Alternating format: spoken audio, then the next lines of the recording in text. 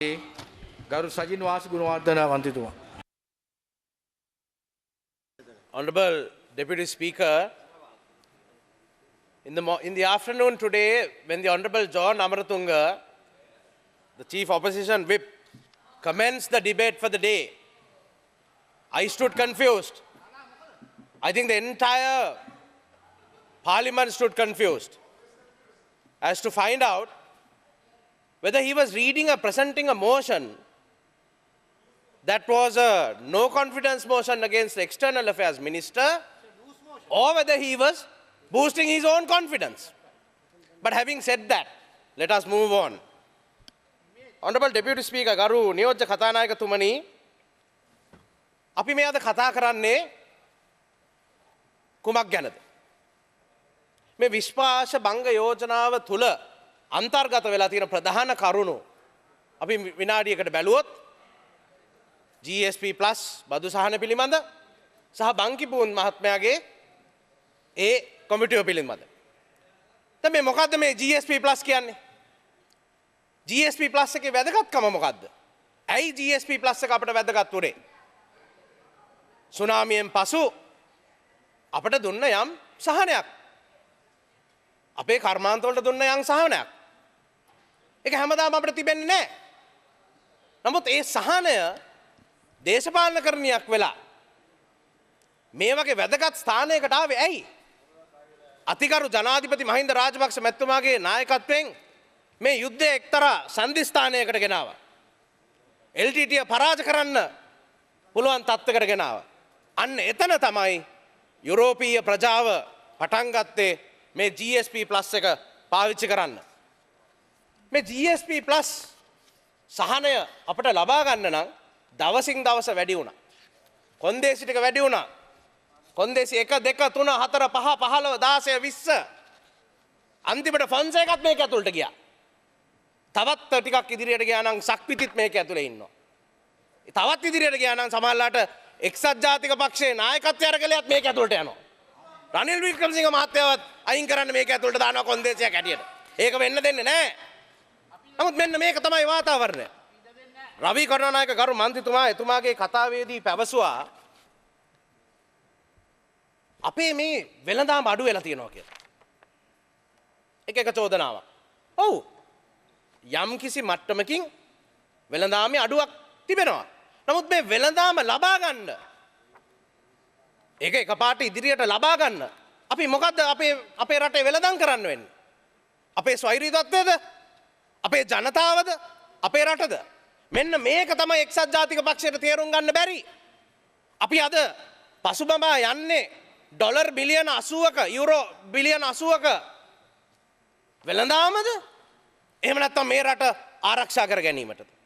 අද කියන්න බලන්න එක ෆැක්ටරියක් එක කර්මාන්ත ශාලාවක නමක් කියන්න නැගිටලා මේ GSP+ බදු සහන නැති නිසා වැහපු එකක් කියන්න hina වෙන්න ඕනේ නැහැ. කියන්න ඇත්තට තියනවා නම් කියන්න.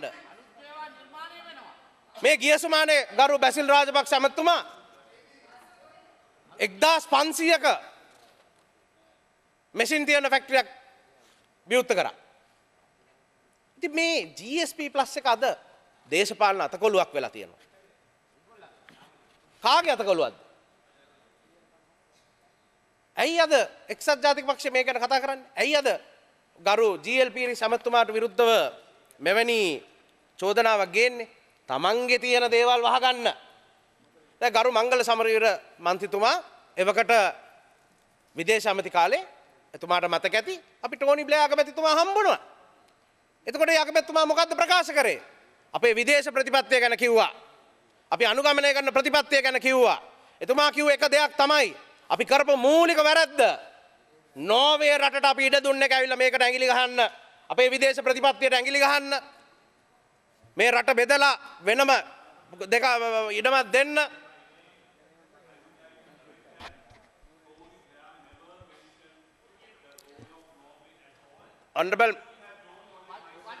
Honorable member, if you may recall, at Checkers, when we were all seated in the lobby,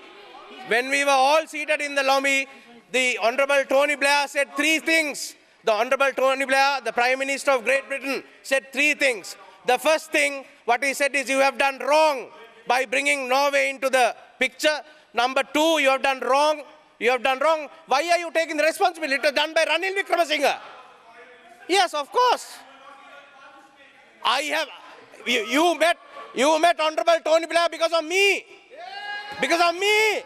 You had the opportunity to meet him because of me. At least be thankful to that.